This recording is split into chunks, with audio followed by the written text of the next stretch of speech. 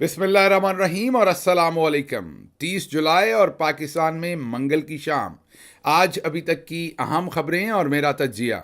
सबसे पहले याद दहानी कि सोशल मीडिया फायरवॉल को नाकाम बनाने के लिए इस चैनल को सब्सक्राइब कीजिए अगर अभी तक नहीं किया। वीलॉग देखने के बाद इसे लाइक कीजिए, इस पर कमेंट कीजिए और इसके लिंक को व्हाट्सएप और दूसरे सोशल मीडिया पर शेयर कीजिए। अब आते हैं आज की खबरों की तरफ। आज की पहली खबर आपके सामने अडयाला जेल रावलपिंडी से रखेंगे। इमरान खान ने अब तक का बड़ा और अहम ऐलान किया है और वो ऐलान ये है कि इमरान खान फ़ौज के साथ मुज़ाकरात करने को तैयार हैं और फ़ौज अपना नुमाइंदा मुकर्रर करे। ये इमरान खान ने ऐलान किया है अडयाला जेल से मीडिया के सामने और ये बहुत ही अहम पेशरफ्त है, बहुत ही मैं ये कहूँगा मुस्बत पेशरफ्त है। और इमरान खान के इस जेस्चर को, इमरान खान की इस ऑफ़र को अगर दूसरी तरफ से भी मुस्बत तरीके से रिस्पॉन्ड किया जाए, बजाय इसके कि प्रोपेगेंडा किया जाए, गंद उछाला जाए, मुस्बत जवाब दिया जाए, तो ये मुल्क के लिए बहुत ही एक अच्छी पेशरफ्त होगी। इमरान खान ने स्टेट्समैन होने का सबूत दिया। उन्होंने अंदर खाते डील करने की बजाय, जैसा कि नवाज शरीफ और दूसरे लोग छुपकर डीलें करते रहे हैं इससे पहले फौजी लीडरशिप के साथ, आज इमरान खान ने एक स्टेट्समैन होने का सबूत दिया और खुलकर वो बात कर दी। आप बड़े दिनों से कह रहे थे डील हो रही है, डील होगी, ये होगा। इमरान खान ने आज बताया कि इमरान खान डीलर नहीं है, वो एक लीडर है। उसने बबांगे दोहल कहा, आओ बैठो अवाम के सामने मुज़ाकरात करो, मैं मुज़ाकरात करने को तैयार हूँ, बैकडोर डील्स नहीं करूँगा। और मुज़ाकरात के लिए 3 शराइत भी रख दी। जी हाँ, एक तो डील नहीं की छुप के, अंदर खाते नहीं कि अपनी आवाम को एतमाद में लिया। एतमाद का मतलब कि आवाम के सामने बयान कर दिया कि हाँ मैं मुज़ाकरात करने को तैयार हूँ, लेकिन इन 3 शराइत पर। पहली शर्त, जो लूटा हुआ मैंडेट है, चोरी शुदा मैंडेट है 2024 8 फरवरी के इलेक्शन का, वो फौरी तौर पर वापस किया जाए। ये पहली शर्त। ये जो चोर बिठाए हुए हैं, ज़ाहिर है जो सीटें लूटी गईं, वो तमाम सब कुछ इमरान खान ने कहा कि वापस किया जाए। 8 फरवरी की शाम को पाकिस्तान की आवाम ने जो वोट डाला वो काउंट किया जाए, वो दुरुस्त जगह पर काउंट किया जाए। आवाम की जो आवाज़ है वो हकीकी मानों में सुनी जाए। तो ये पहला मुतालबा। दूसरा मुतालबा इमरान खान ने किया कि तमाम नाहक कैदी जो उनकी पार्टी के वर्कर्स, ख़वातीन जो आज भी कैद में हैं, जिन पर झूठे मुकदमात हैं, सहाफ़ियों समेत, वो तमाम मुकदमात जो हैं वो ख़त्म किए जाएं, लोगों को रिहा किया जाए। और तीसरा और सबसे अहम मुतालबा जो उन्होंने सामने रखा है, वो उन्होंने कहा कि पाकिस्तान के आने वाले हालात को बेहतर करने के लिए फ्री एंड फेयर इलेक्शन पर बातचीत की जाए। अब ये बातचीत क्या होगी, जाहिर है इलेक्शन कमीशन को जाना होगा। वैसे भी वो 3-4 महीने में चीफ इलेक्शन कमिश्नर जा रहे हैं, लेकिन इलेक्शन कमीशन को जाना होगा। उसके बाद जो दूसरा तमाम चीज़ें काजी साहब जा चुके होंगे। मीन एक फ्री एंड फेयर इलेक्शन जो है उसके लिए जो भी फ्रेमवर्क बनेगा उस पर बातचीत हो। और उन्होंने ये भी कहा कि जो मौलाना फजलुर रहमान ने पिछले दिनों कहा कि असम्बलियों से इस्तीफ़े दे देने चाहिए, वो भी ये तीसरा हिस्सा है। मीन फाइनल मरहला है। जब फ्री एंड फेयर अगले इलेक्शन के ऊपर बात होगी तो फिर ये मामला सारे के सारे तय होंगे। उससे पहले 2 चीज़ें होंगी। एक तो चोरी शुदा मैंडेट वापस करना पड़ेगा और दूसरा तमाम बेगुनाहों को जेलों से रिहा करना पड़ेगा, तमाम झूठे मुकदमे वापस लेने पड़ेंगे। अब आपको पता है कि इसके ऊपर 2 तरह का रवैया आना है। पहला रवैया तो ये बता दें कि कल तक जो शरपसंद कह रहे थे, इंतशारी टोला कह रहे थे, एक हफ़्ता पहले पाबंदियां लगाने की बात कर रहे थे, लेकिन पिछले एक हफ़्ते में आपने देखा कि एक तो इस्टेब्लिशमेंट के करीबी लोग कह रहे थे कि इमरान खान फ्लेक्सिबल नहीं है, फ्लेक्सिबिलिटी दिखाए, बात करे, मुल्क को इन हालात से बाहर निकाले, इमरान खान को संजीदगी दिखानी चाहिए, स्टेट्समैनशिप दिखानी चाहिए। एक वो था। दूसरा, नून लीग ने आपने देखा कि पहले मुसद्दिक मलिक ने एक प्रेस कॉन्फ्रेंस की, आए हमसे बात करें। फिर एहसन इकबाल ने प्रेस कॉन्फ्रेंस की, लेकिन दूसरी तरफ इरफान सदीकी ने कहा कि नहीं, ये इंतशारी टोला है, इन्हें सख्त सज़ा दें। ये तो नून लीग का मौक़िफ़ हो गया। इस्टेब्लिशमेंट का मौक़िफ़ मैंने आपको बता दिया कि उनके जो अनडिक्लेयर्ड स्पोक्स पर्सन आजकल हैं वो तमाम के तमाम आप देख सकते हैं। सुहेल वड़ाइच के पिछले 2 कॉलम आप देख सकते हैं, उससे आपको नज़र आएगा कि इस्टेब्लिशमेंट भी मार्केट के अंदर ये एजेंडा फ्लो कर रही थी فلوٹ کر رہی تھی کہ بات ہونی چاہیے, آگے چلنا چاہیے, اکٹھے ہو کر آگے چلنا چاہیے. تو اس کا ظاہر ہے اگر عمران خان رسپونڈ نہ کرتے تو پورے کا پورا ماحول بنانا تھا کہ عمران خان انفلیکسیبل ہے, عمران خان جو ہے وہ ملک میں انتشار چاہتا ہے, عمران خان بہتری نہیں چاہتا, عمران خان بات نہیں کرنا چاہتا, عمران خان میں لچک نہیں ہے, عمران خان میں فلیکسیبلٹی نہیں ہے, اسٹیٹس مین ایسے نہیں کرتے, سیاستدان ایسے نہیں کرتے. تو عمران خان کا یہ ایک آنیسٹ اور ماسٹر سٹروک ہے. انہوں نے بجائے چھپ کر ڈیل کرنے کی, واضح اوپن ایک اسٹیٹس مین کی طرح, ایک قومی سیاستدان کی طرح, ایک معتبر سیاستدان کی طرح انہوں نے عوام کے سامنے سب کچھ کھول کے رکھ دیا اور کہا جو ہوگا, جو بھی بات ہوگی وہ عوام کے سامنے ہوگی, اس کے ٹی او آرز عوام کے سامنے ہوں گے اور سب کچھ. تو اس پر صحافی نے سوال پوچھا کہ آپ نے تو فوج پر بہت الزامات لگائے ہیں. انہوں نے کہا الزامات میں نے کبھی نہیں لگائے, میں نے تنقید کی ہے, اور تنقید ظاہر ہے ان کا جو سیاسی کردار رہا ہے حکومتیں گرانے اور بنانے کا, اور جو سارے کا سارا غیر جمہوری ان کا جو کردار رہا ہے اس پر تنقید کی ہے. پھر عمران خان نے کہا کہ کوئی ہمیں نہ بتائے کہ درست کیا ہے اور صحیح کیا ہے. کیا بھٹو کو پھانسی دینے میں جنرل ضیاء الحق کا کام نہیں تھا؟ کیا ملک توڑنے کے پیچھے جنرل یحییٰ نہیں تھا؟ تو اس لیے ہمیں یہ نہ بتائیں کہ کیا غلط ہوا کیا صحیح ہوا, آگے چلیں اگر چلنا ہے تو, اور اس پر بیٹھ کے بات چیت کریں جس کے لیے ہم تیار ہیں. اپنا نمائندہ مقرر کریں اور اپنے 3 مطالبات جو ہیں وہ عمران خان نے سامنے رکھے. اس کے بعد عمران خان نے یہ بھی بتایا کہ 9 مئی کے بارے میں میرے بیانیے کو بار بار تروڑ مروڑ کر پیش کیا جاتا ہے. میں نے کبھی نہیں کہا کہ انتشار کیا جائے, ہمیشہ پرامن احتجاج کے بارے میں نے بات کی ہے. اس کے بعد عمران خان نے اور بھی بہت ساری باتیں, میڈیا نے ان سے پوچھیں کہ آپ نے جو بیانات پہلے دیے, انہوں نے کہا میں اپنے سارے بیانات کو اون کرتا ہوں اور میری ان چیزوں کے اوپر پوزیشن وہی ہے.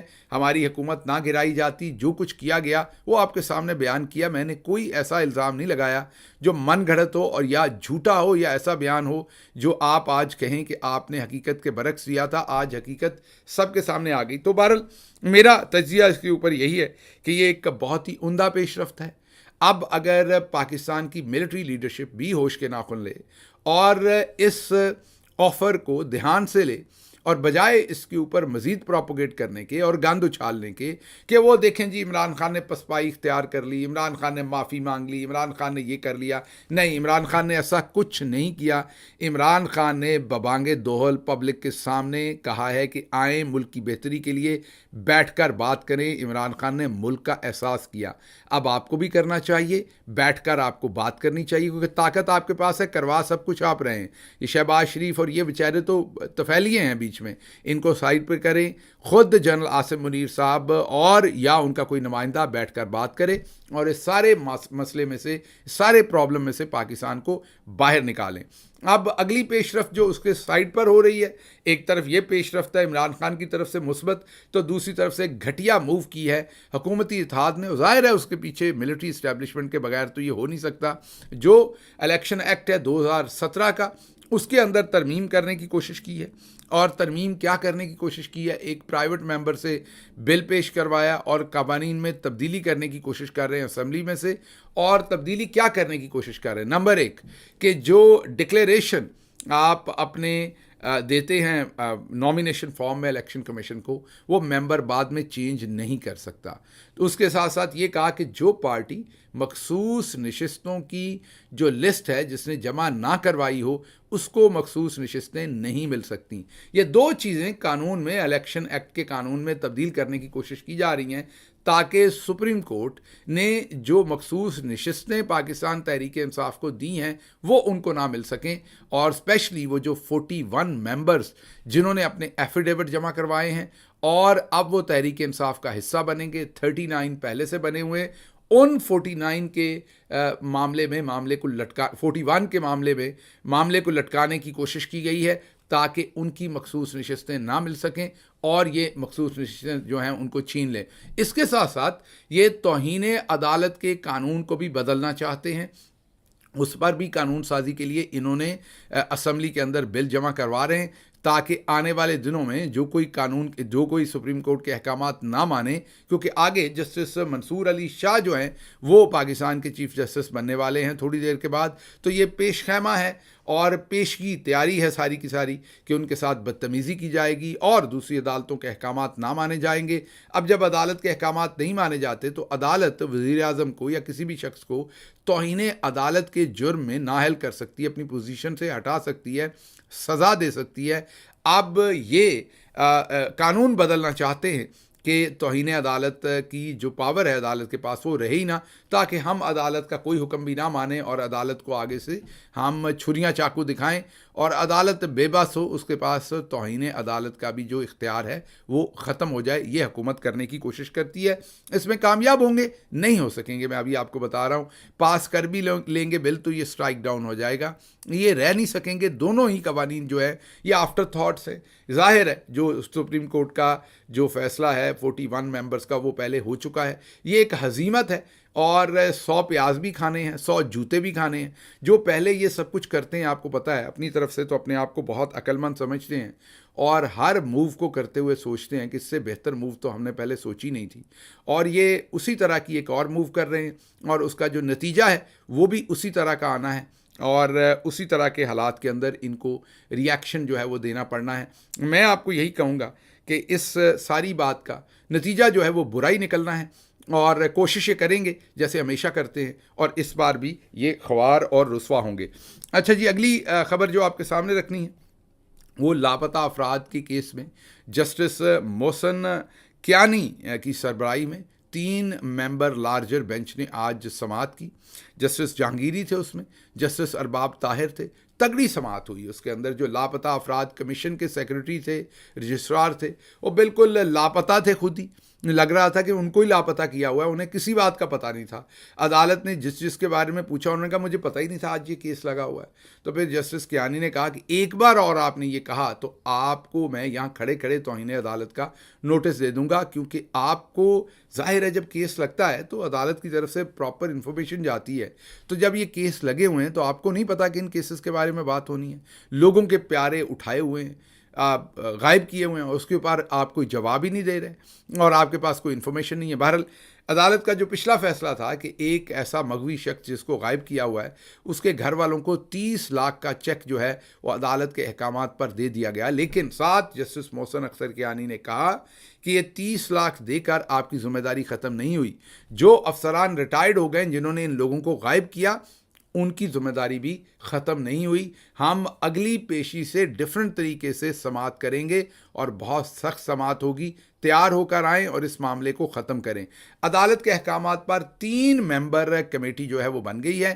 بریگیڈیئر شمشیر اور بریگیڈیئر عثمان، یہ دونوں صاحبان جو ہیں وہ ISI اور ملٹری انٹیلیجنس کی طرف سے ہوں گے اور ایک IB کی طرف سے ممبر اس میں ہیں۔ 3 ممبر کمیٹی جو ہے وہ عدالت کے احکامات پر بن گئی ہے۔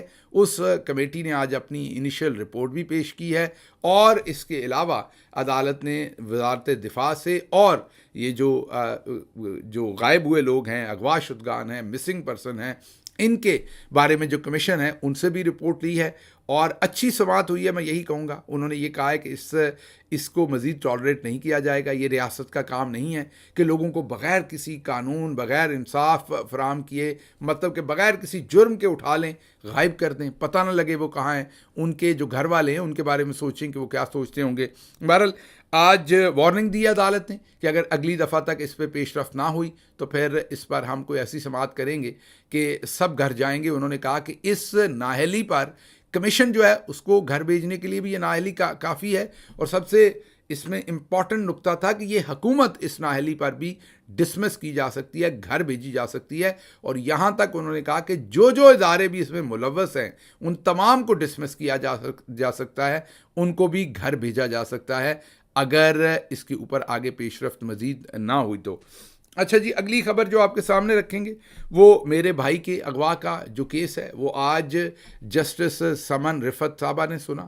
آج جب یہ کیس کی سماعت شروع ہوئی تو جو سیکرٹری دفاع سے رپورٹ مانگی گئی تھی، سیکرٹری دفاع نے آ کے کہا کہ سیکرٹری دفاع کے نمائندے، مطلب کہ جو ایڈوکیٹ جنرل کا نمائندہ ہوتا ہے، وکلا کی جو آفس ہوتا ہے سرکاری وکیل کا، انہوں نے کہا کہ جی وہ چھٹیاں ہیں تو سیکرٹری دفاع صاحب چھٹی پہ تھے، آپ کو اس لیے رپورٹ نہیں دے سکتے، 7 دن اور ہمیں دے دیں رپورٹ دینے پر، جس پر جسٹس سمن رفت صاحبہ نے بہت ہی ناراضگی کا اظہار کیا اور انہوں نے سنب کیا، ڈانٹا، جو ڈانٹ پلائی جو سرکاری وکیل تھا اس کو، اور انہوں نے کہا کہ ایک شہری جو ہے وہ 50 دن سے زیادہ ہو گئے اغوا ہے، اس کی زندگی خطرے میں ہے، اور آپ یہ آ کر ایک تعویل دے رہے ہیں کہ وہ چھٹیوں پہ ہیں یا چھٹیاں ہیں آج کل تو اس لیے رپورٹ نہیں۔ انہوں نے کہا آن ٹاپ آف دیٹ آپ کا جو رویہ ہے وہ اس قدر بحث ہے کہ آپ آن ٹاپ آف دیٹ یہ بھی کہہ رہے ہیں کہ 7 دن کا وقت اور دے دیں، پہلے بھی آپ نہیں لے کے آئے۔ تو انہوں نے اب پہلی دفعہ یہ آرڈرز کیے ہیں کہ 2 دن کے اندر اندر، جی ہاں اگلے 48 گھنٹے کے اندر اندر میرے بھائی کو پروڈیوس کریں عدالت کے سامنے۔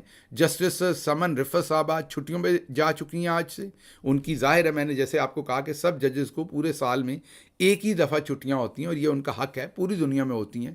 تو جسٹس سمن رفت صاحبہ آج سے چھٹیوں پہ ہوں گی، اور انہوں نے جمعے والے دن یہ کیس دوبارہ فکس کیا ہے کسی بھی اور بینچ کے سامنے، غالباً جمعرات یا جمعے کو۔ تو اب دیکھتے ہیں کہ یہ کس جج صاحب کے سامنے لگتا ہے، اور اگر لگتا ہے تو اس میں کیا کارروائی ہوتی ہے۔ لیکن آج انہوں نے پہلی دفعہ میرے بھائی کے بارے میں یہ آرڈر پاس کیا کہ انہیں ہر صورت 48 گھنٹے میں پروڈیوس کر کے عدالت کے سامنے پیش کریں۔